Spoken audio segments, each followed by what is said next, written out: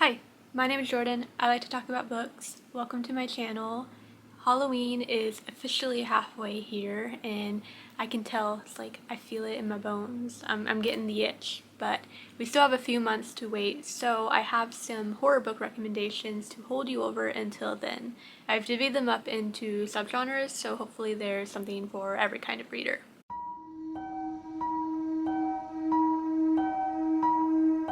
First up, we have the slasher, and that is Clown in a Cornfield by Cesare. So this follows high schooler Quinn as her and her dad move to the Midwest to a town called Kettle Springs. And Kettle Springs isn't doing too hot because their Bay Pen corn syrup factory has closed down, and there's this tension between the old folks and the kids. The old folks want Kettle Springs to become great again, and the kids are like delinquents / troublemakers who are just looking to have fun. And Friendo, the creepy clown mascot of Bay Pen, decides to take matters into his own hands and put the tension to rest. So this is not the horror book that you get scared by, it's the one that you have fun with. It's actually YA, which I didn't realize when I picked it up. It doesn't necessarily read like YA, like maybe the writing, but the gore and the scares are definitely still there. It also has tons of camp, and so all of that is there, and it's really great. And there's a point in the book where it really commits to the premise, and it just like turns into chaos. And from that point on till the end of the book, it's like a wild ride that you really like fly through. Really entertaining, but that's not to say that the characterization is lacking. I actually did root for Quinn, and I liked her friends, I liked her relationship with her dad. You know, I felt like there were stakes involved in here.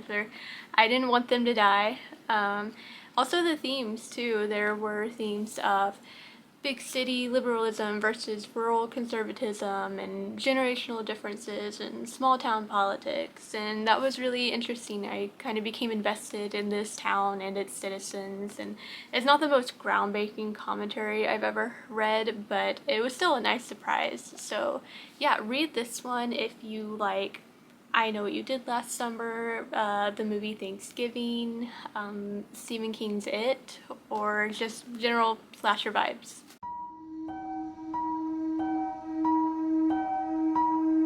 Next, we have social commentary horror. So, do you like your horror with a little side of allegory, or do you like horror that makes you go, this really says a lot about society? Then you should read Tender as the Flesh by Agustina Bazterrica. So, this is probably TikTok's favorite horror novel. I say that non-derogatory, by the way. It's a dystopian where, due to some pandemic or climate disaster or something, the animals are no longer edible for humans. So we turn to the only logical solution, cannibalism. And I mean that on a mass scale, like humans are bred and slaughtered in factories for consumption. It's like a whole system. We follow a man named Marcos who is unhappy with his life, and he has some complicated feelings about the whole cannibalism thing, which are only heightened when he is gifted a specimen of the finest quality meat. But honestly, this is not a very character-driven story. The characters don't stick in my mind, which isn't inherently a bad thing. It's more focused on world building and plot, and for that alone, the book is worth reading.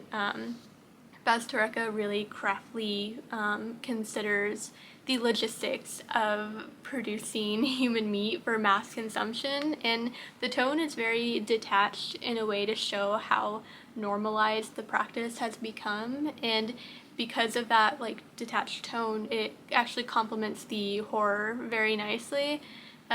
This is, I think, accurately discussing and disturbing. It doesn't go too far, but the descriptions are still there, so it's not for the faint of heart, but it's also not the most sickening thing I've ever read. I think it's balanced pretty nicely. As for the social commentary, I hope that's obvious based off the premise. There's themes of sustainability, dehumanization, the abhorrent ethics of the meatpacking industry, And it's not an insignificant detail that the transition to consuming human meat was facilitated by the government. So yeah, this is not a book where you're searching for the deeper meaning. It's pretty blatant about what it's trying to say. And so yeah, I would read this if you like any Jordan Peele movie, Soylent Green, and probably like 28 Days Later.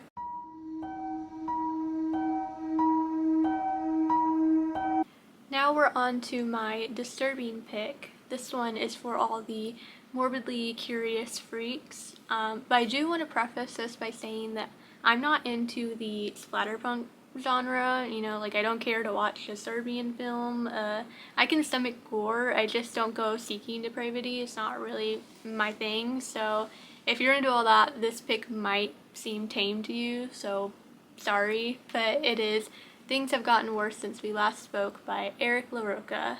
This is a tiny little book and it takes place entirely in a chat room, so you could probably finish this in like an hour. Yeah, there's not much I can get into without spoiling, so I'm going to be super vague. It's about two women who meet in a chat room and they form a troubling relationship. That's all you're getting. I thought this was fascinating. It's definitely gory and disturbing, so like I wouldn't recommend it to everybody, and in fact a lot of people really don't like this book. It has a 2.9 on Storygraph. I don't know, I thought it was interesting. I liked how LaRocca used the unreliable narrator. Technically, I don't know if you could call it an unreliable narrator because it takes place in a chat room, so there is no narrator, but the point is, we don't know anything about these two people outside of this chat room, and that makes the central conflict much more disturbing, and it calls the entire relationship into question. I think that labeling this book as it's about a lesbian relationship and it's written by a man and therefore problematic might be too simplistic of a reading. I also think it's a misreading on the dynamic between these characters to call it a lesbian relationship. I don't know. I feel like we don't know enough about them to say that for sure. But all that said, this book is not exempt from criticism, and if you felt some type of way while reading it, I totally understand. It's not, like, amazing. I just think it's kind of interesting, and I was able to dig a little deeper on it. But I want to reiterate that this book is pretty gross and gory, so just heads up if you're not used to that, really. But yeah, I would say read this if you like Darren Aronofsky films.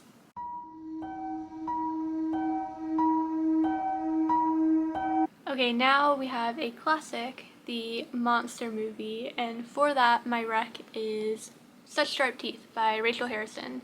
So this follows Rory Morris, who reluctantly moves back to her hometown to support her pregnant twin sister, Scarlett.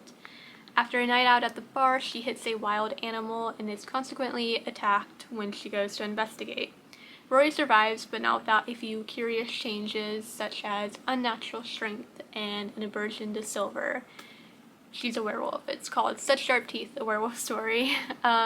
This is like lighthearted horror. I don't know if that's an official genre, but there's a romance subplot, and the relationship between Rory and her sister Scarlett is the emotional core of the book. In fact, familial relationships in general are a central theme in the book, and those more sentimental components are what differentiates this book from the rest of the books on this list. With that said, this isn't baby shit. Like, there's still a fair amount of descriptive body horror and heavy themes such as childhood trauma. The lycanthropy is a physical manifestation of Rory's trauma, which I think is a metaphor that just makes so much sense. I really appreciated how Harrison utilized lycanthropy for the sake of storytelling while also staying true to common werewolf lore. This book knows what it is, and it just does it with no frills. It's like what you see is what you get, and what you get is a pretty damn good book. There's likable characters, satisfying story arcs, and the reason why I am comparing this to classic monster movies is because there's no reinventing the werewolf. There's no twist to throw you off guard or for the sake of being different. It's just oh shit, I'm a werewolf now, that's crazy. And yeah, the book explores that, and I think it's really great. So yeah, read this if you like the classics like Dracula, Creature from the Black Lagoon, and of course The Wolf Man.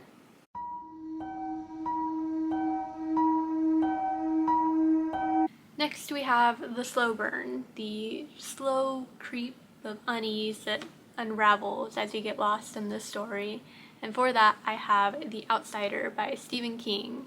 I had to include at least one Stephen King novel in this list, and this one's pretty good. Underrated even, in my opinion. Maybe because it's a newer release, but it follows Detective Ralph Anderson, who is on the pursuit of justice when the body of an 11-year-old boy is found. All evidence points to Terry Maitland, a seemingly normal, upstanding dude. He's a teacher, a father, a Little League coach, but the overwhelming amount of DNA evidence and witness accounts causes Detective Anderson to call for the very public arrest of Terry Maitland. But twist, Terry Maitland has an airtight alibi, so what's going on? I love this. It's such a cool, slow burn detective story. They're like searching for clues and following breadcrumbs, and I eat that shit up. It's like my favorite form of mystery novel. It's so good. And King is obviously a superb writer. I think in the hands of a lesser writer, The Outsider could be a bit of a boring snooze fest. But King just really takes his time with these characters and their motivations to the point where you feel like you really know them. You may not necessarily like them, but you understand them. And I don't know, it's just a really unnerving descent into this investigation. And unnerving is a good word to describe the book overall. From what I remember, it also explores themes of the uncanny and like poses the question, can one person be in two places at once, you know? There is the matter of the ending, which I will be honest, I don't remember the last like 50 pages at all.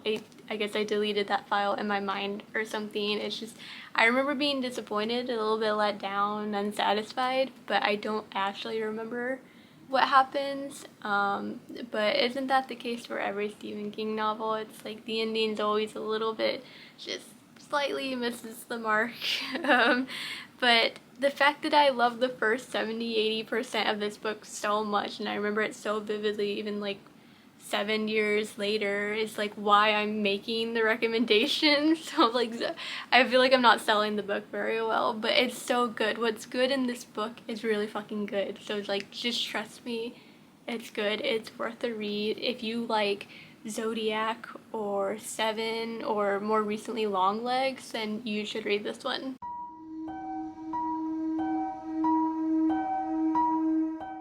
Okay. For the final category, I have gore, and I think I saved the best for last. I have The Troop by Nick Cutter.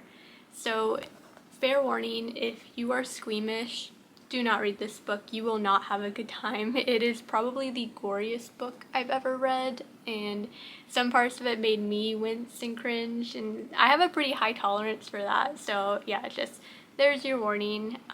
As for the plot, we follow Scoutmaster Tim Riggs, who once a year takes a troop of boys on a camping trip in the Canadian wilderness.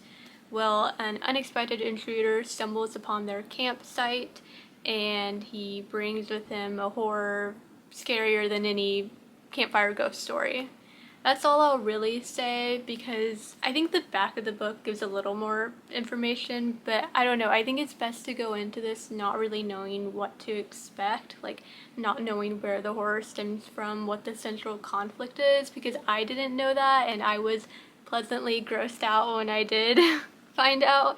And yeah, I felt like I had gotten to a point with horror where nothing surprised me anymore, nothing shocked me, and this, I was surprised. I was like, wow, you got me. That was pretty fucking gross. So good job, Nick Cutter. You got me. Like, I don't know. It was such a good reading experience. Like, it was one of those books I wish I could read for the first time again, which I don't know if that sounds like psychotic, but I'm not like some sicko. It's just like, I was like grossed out and shocked, and I don't know. It makes for a really great reading experience. Again, it's probably not anything crazier than you would find in the splatterpunk genre, but it's pretty gory and gross and a really fun time if you're into that. So I would say the writing is good. The characters are okay. Some of them are fleshed out. Some of them feel like stereotypes, but overall it's just wildly entertaining and you can't wait to see what happens next. And for that reason, I definitely recommend this. As long as you're not squeamish, again, don't read this if you can't handle any gore. Yeah, so read this if you like, let me see, The Ruins, either the book or the movie, or maybe even The Substance. Okay, there's my list. Please read them. If you do, I hope you like them. If you've already read any of them, let me know what you thought. I have plenty more horror recommendations, so I might do another one of these videos, but leave a like if you liked, and subscribe if you're feeling nice, and happy Halloween!